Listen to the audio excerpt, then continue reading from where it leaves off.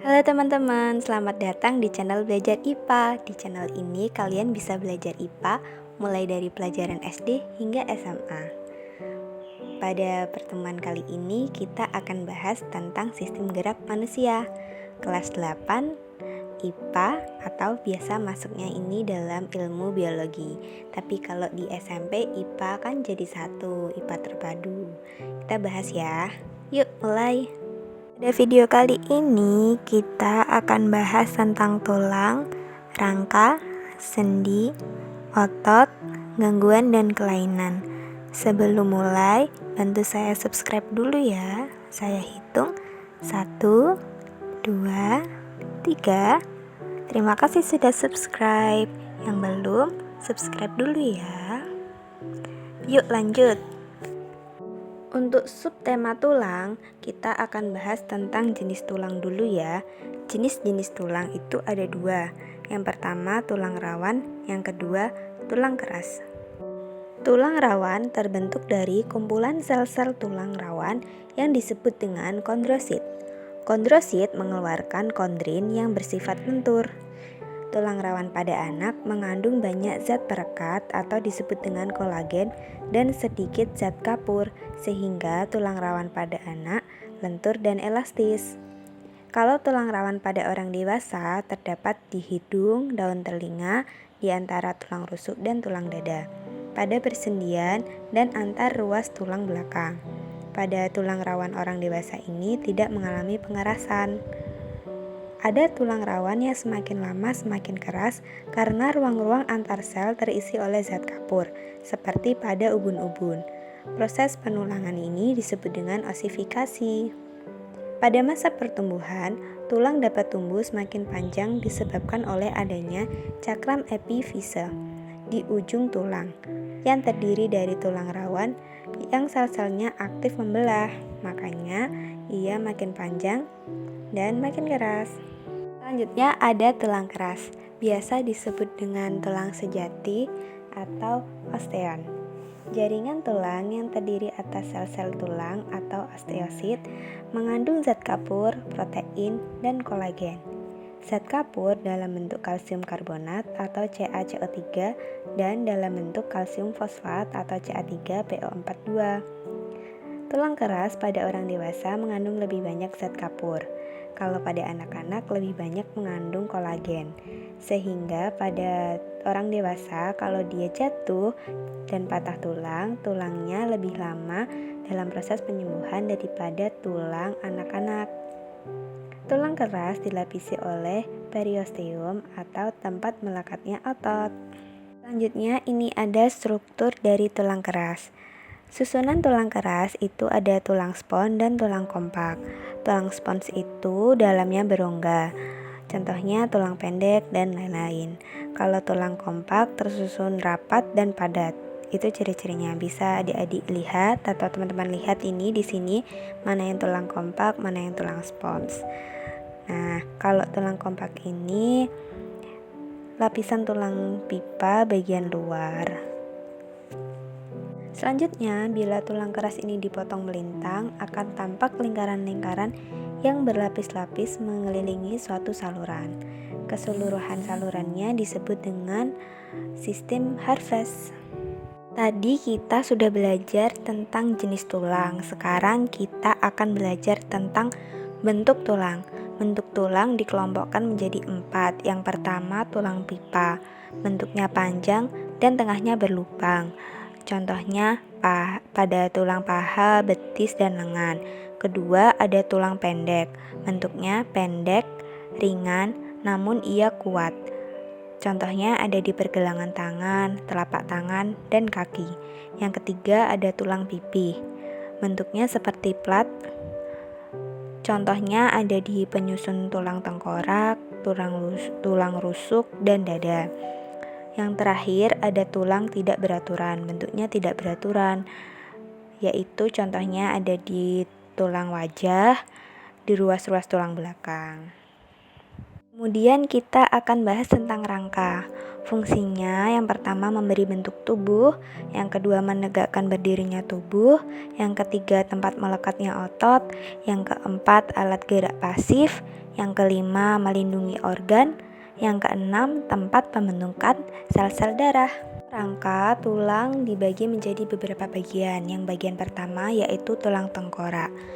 Tempurung tulang tengkorak ini berguna untuk melindungi otak dan alat pendengaran. Sedangkan tulang tengkorak yang bagian muka untuk melindungi mata, alat pembau, dan juga mulut. Tulang tengkorak ada juga tulang badan, terbagi atas tulang belakang, tulang dada, tulang rusuk, tulang panggul.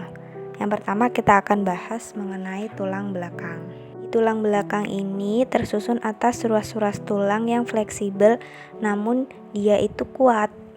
Terdiri dari 33 ruas, yakni 7 ruas tulang leher, 12 ruas tulang punggung, 5 ruas tulang pinggang, 5 ruas tulang kelangkang, 4 ruas tulang ekor.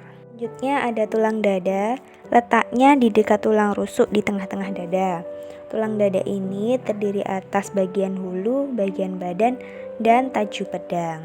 Selanjutnya ada tulang rusuk yang berfungsi untuk melindungi organ dalam. Yang dilindungi yaitu ada jantung dan paru-paru. Tulang rusuk terdiri dari 7 pasang tulang rusuk sejati, 3 pasang tulang rusuk palsu, 2 pasang tulang rusuk melayang. Terakhir ada tulang panggul. Nah, di tulang panggul ini letaknya di ujung bawah tulang belakang. Terdiri atas 2 tulang usus atau ilium, 2 tulang kemaluan atau isium, dan 2 tulang duduk atau pubis.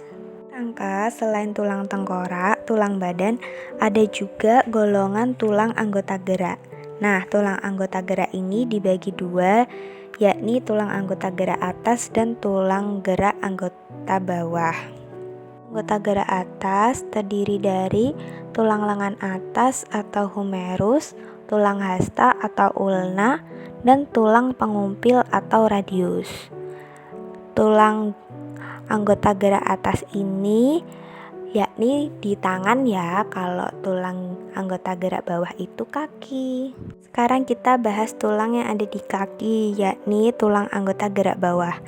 Ada tulang paha atau femur, ada tempurung lutut, ada tulang betis atau fibula, dan tulang kering atau tibia. Pembahasan selanjutnya kita masuk ke sendi. Sendi itu persambungan tulang. Nah, sendi sendiri dibagi menjadi 3. Ada sendi mati, sendi kaku, dan sendi gerak. Kalau yang namanya sendi mati, pasti dia tidak bisa digerakkan. Contohnya ada di tulang pembentuk tengkorak. Yang kedua ada sendi kaku. Ia bisa digerakkan tapi sedikit sekali gerakannya. Contohnya ada di antara tulang rusuk dan dada. Yang terakhir ada sendi gerak. Nah, dengan namanya aja kita udah tahu kalau sendi gerak itu bisa digerakkan. Sendi gerak sendiri dibagi menjadi banyak bagian. Selanjutnya ya.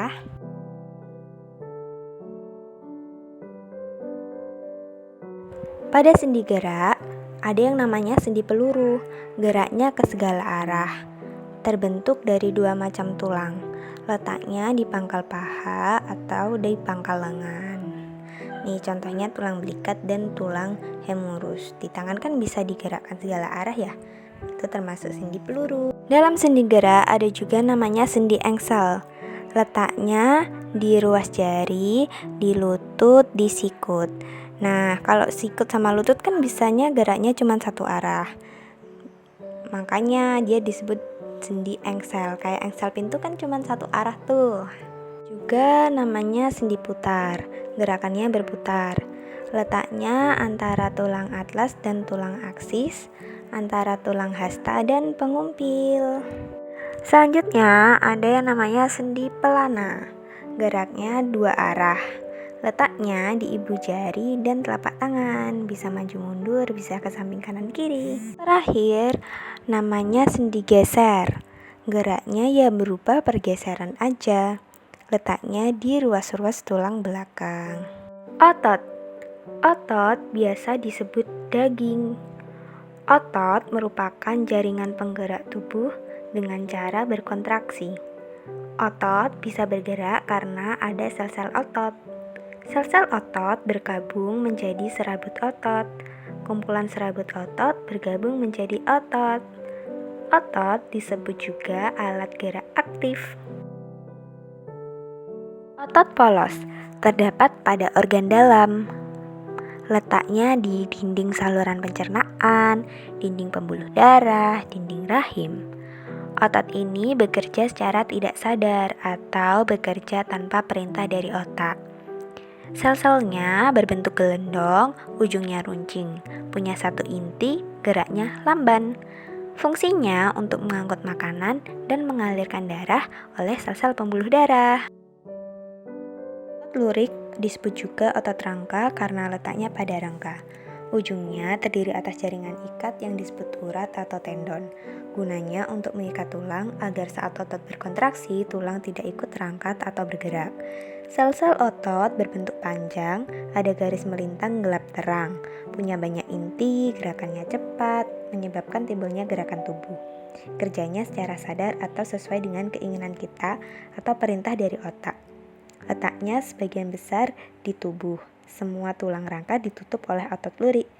Fungsinya untuk melakukan kerja seperti berjalan, mengangkat, memegang. Otot jantung, seperti namanya, letaknya ada di jantung. Dia adalah satu-satunya otot yang tidak pernah berhenti bekerja. Makanya otot jantung itu harus kuat. Bentuknya seperti otot lurik, namun kerjanya seperti otot polos, yakni dia kerja secara tak sadar. Dia punya inti satu, dia punya cabang, dan dia juga punya garis-garis melintang gelap terang. Ini ada tujuan kerja otot. Yang pertama, tujuan antagonis, maksudnya tujuannya berlawanan, seperti abduksi dan adduksi. Kalau adduksi itu menjauh dari pusat tubuh, kalau adduksi itu mendekat. Selanjutnya ada elevasi dan depresi. Kalau elevasi itu ke atas kepalanya, kalau depresi ke bawah. Selain dua tadi ada dua yang lain, yaitu ada supinasi dan pronasi. Kalau supinasi ingat-ingat minta nasi, kalau minta kan tangannya ke atas ya, kalau pronasi tangannya ke bawah. Terus ada fleksi dan ekstensi. Kalau fleksi itu lengannya diangkat sehingga bisa berkontraksi, trisep relaksasi. Kalau ekstensi lengannya diluruskan sehingga bicep relaksasi dan tricep kontraksi. Kita akan belajar tentang gangguan otot. Yang pertama ada kejang otot akibat dari aktivitas tiada henti sehingga otot tak mampu lagi berkontraksi karena kehabisan energi. Yang kedua ada antropi, itu ototnya mengecil sehingga kemampuan berkontraksinya hilang. Yang ketiga ada hipertrofi. Kebalikannya, hipertrofi ototnya lebih besar, kuat karena sering latihan, biasanya pada binaragawan. Terus ada juga kaku leher. Otot leher mengalami peradangan akibat gerakan atau hambatan yang salah. Yang terakhir ada hernia abdominalis, yaitu sobeknya otot dinding perut yang lemah karena usus melorot masuk ke rongga perut. Ada lagi penyakit yang lain, bisa adik cari di buku paket atau buku LKS. Selanjutnya kita akan bahas gangguan dan kelainan. Yang pertama ada gangguan infeksi, ada artristik eksudatif karena kerja kuman yang merusak selaput sendi. Kedua ada artristik sika karena kekurangan cairan sinovial atau minyak sehingga saat digerakkan tulang bunyi dan terasa nyeri. Yang ketiga ada gonorea, terbentuk nanas sehingga kulit merah, umumnya di lutut dan pangkal paha.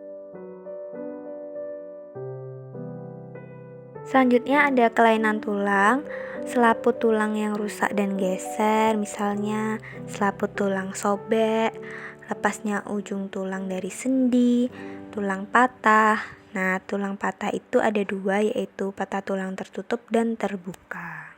Kalau tertutup, kulitnya tidak luka atau tidak sobek. Kalau patah tulang terbuka, kulitnya sobek. Nah, ada juga nekrosa atau matinya sel tulang. Ada juga defisiensi atau kurangnya vitamin D sehingga tulang kurang zat kalsium, akibatnya tulang bisa bengkok. Terakhir itu karena kebiasaan buruk, yaitu ada lordosis, kifosis, dan skoliosis. Kalau lordosis itu tulangnya melengkung ke depan, kalau kifosis melengkung ke belakang, kalau skoliosis melengkung ke samping. Terima kasih adik-adik sudah menyimak video ini hingga akhir. Semoga ilmunya bermanfaat. Jangan lupa like, komen, dan subscribe. Tunggu video selanjutnya ya. Dadah!